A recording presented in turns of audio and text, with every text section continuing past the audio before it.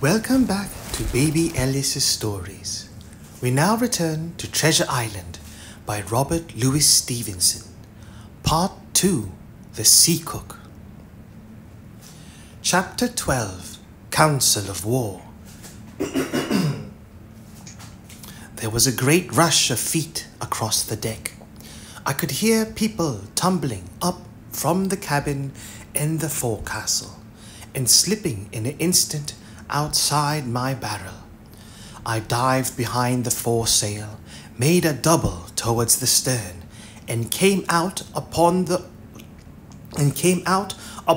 open deck in time to join Hunter and Dr. Livesey in the rush for the weather bow.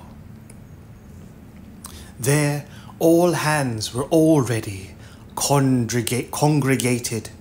A belt of fog had lifted almost simultaneously with the appearance of the moon. Away to the southwest of us, we saw two low hills, about a couple of miles apart, and rising behind one of them a third and a higher hill, whose peak was still buried in the fog.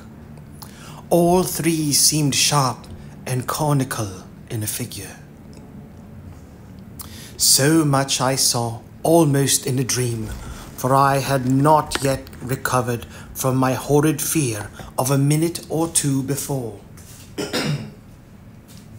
And then I heard the voice of Captain Smollett issuing orders. The Hispaniola was laid a couple of points nearer the wind and now sailed a course that would just clear the island on the east. "And now, men," said the captain, when all was sheeted home, has any one of you ever seen that land ahead?" "I have, sir," said Silver. "I've watered there with a trader I was cook in." "The anchorage is on the south, behind an islet, I fancy?"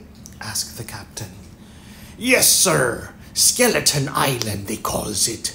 It were a main place for pirates once, and a hand we had on board knowed all their names for it.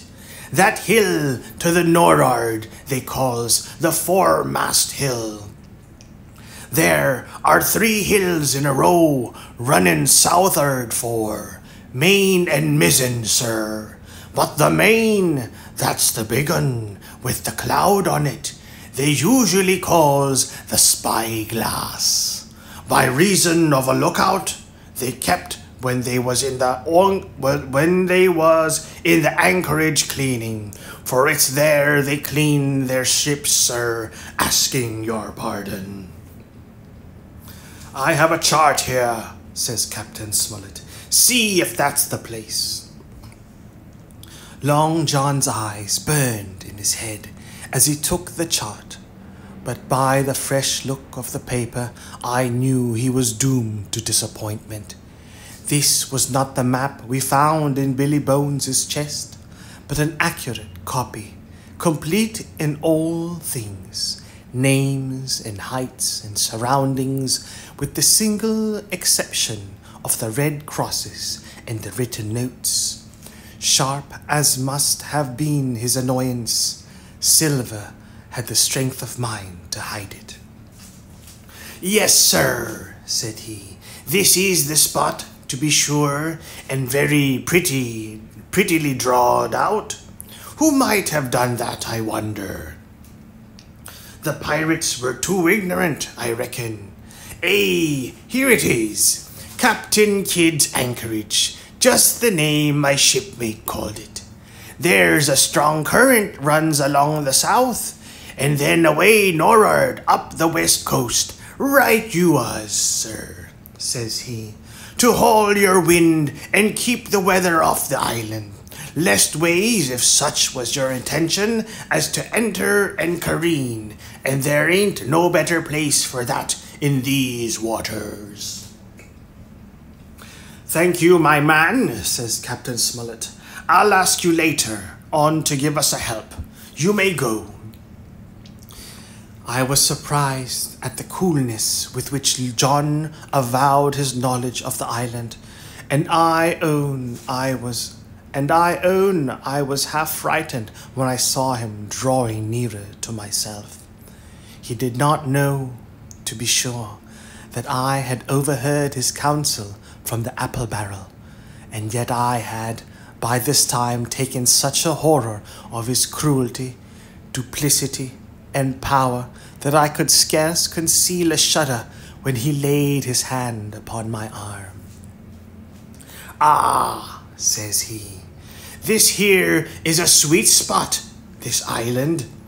A sweet spot for a lad to get ashore on.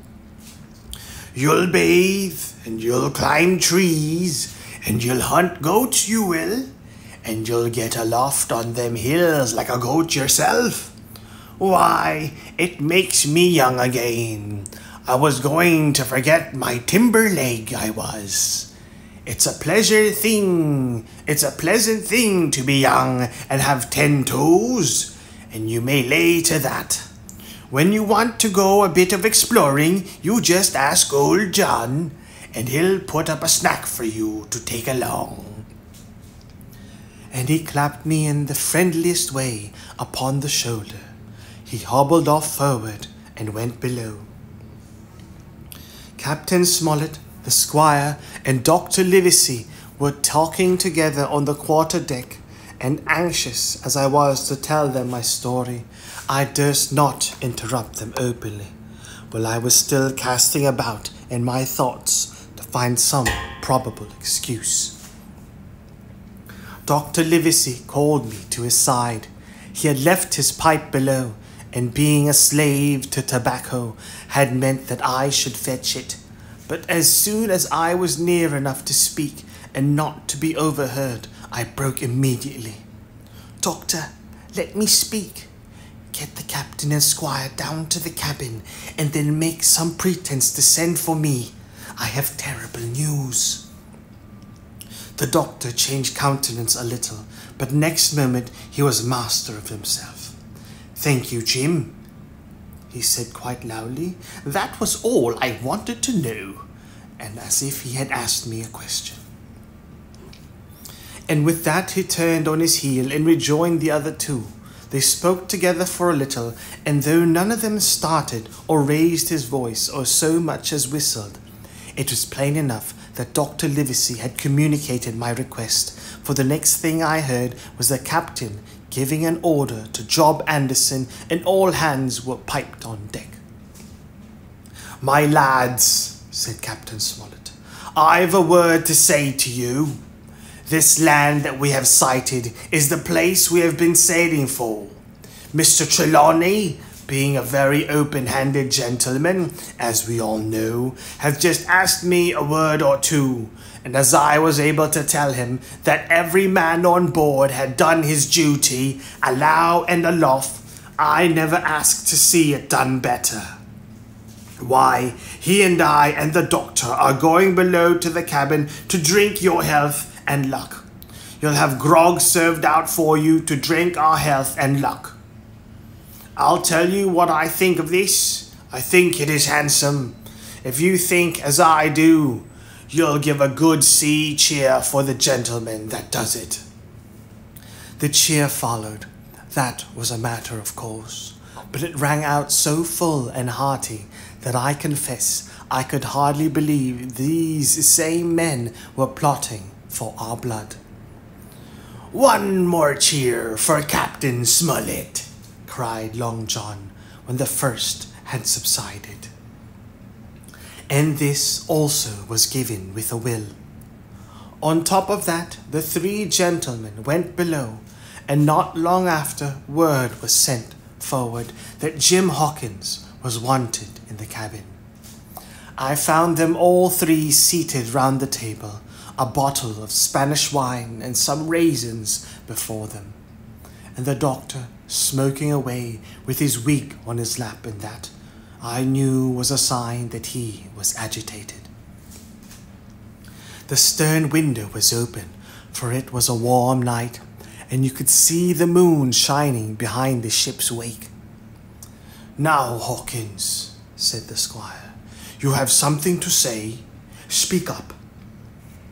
I did as I was bid, and as short as I could make it, told the whole details of Silver's conversation. Nobody interrupted me till I was done, nor did any one of the three of them make so much as a movement, but they kept their eyes upon my face from first to last. "Jim," said Dr. Livesey, "take a seat." And they made me sit down at table beside them, poured me out a glass of wine, filled my hands with raisins, and all three, one after the other, and each with a bow, drank my good health, and their service to me for my luck and courage. "Now, Captain," said the squire, "you were right, and I was wrong. I own myself an ass, and I await your orders." "No more an ass than I, sir," returned the captain. "I never heard of a crew that meant to mutiny but what showed signs before. Any man that had an eye in his head to see the mischief and take steps according. But this crew," he added, "beats me." "Captain," said the doctor, "with your permission, that's Silver, a very remarkable man." "He looked remarkably well from a yard-arm, sir," returned the captain. "But this is talk. This don't lead to anything. I see 3 or 4 points, and Mr. Trelawney's permission, I'll name them." You, sir, are the captain. It is for you to speak," says Mr. Trelawney grandly. "First point," began Mr. Smollett. "We must go on, because we can't turn back. If I gave the word to go about, they would rise at once. Second point, we have time before us, at least, until this treasure's found. Third point, there are faithful hands. Now, sir, it's got to come to blows sooner or later, and what I propose is to take time by the forelock, as the saying is, and come to blows some fine day when they least expect it. We can count, I take it, on your own home servants, Mr. Trelawney." "As upon myself," declared the squire. "3, reckoned the captain. "Ourselves make 7, counting Hawkins here. Now about the honest hands." "Most likely Trelawney's own men," said the doctor. "Those he had picked up for himself before he let own Silver." "Nay," replied the squire, "Hans was one of mine." "I did think I could have trusted Hans," added the captain. "And to think that they're all Englishmen," broke out the squire. "Sir, I could find it in my heart to blow up the ship, to blow the ship up." "Well, gentlemen," said the captain, "the best that I can say is not much. We must lay to, if you please, and keep a bright lookout. It's trying on a man, I know. It would be pleasanter to come to blows, but there's no help for it till we know our men. Lay to and whistle for a wind. That's my view." "Jim here," said the doctor, "can help us more than anyone. The men are not shy with him, and Jim is a noticing lad." "Hawkins, I put prodigious faith in you. Prodigious faith in you," added the squire. I began to feel pretty desperate at this, for I felt altogether helpless, and yet, by an odd train of circumstances, it was indeed through me that safety came. In the meantime, talk as we pleased, there was only 7 out of the 26 on whom we knew we could rely, and out of these 7, 1 was a boy, so that the grown men on our side were 6 to their 19.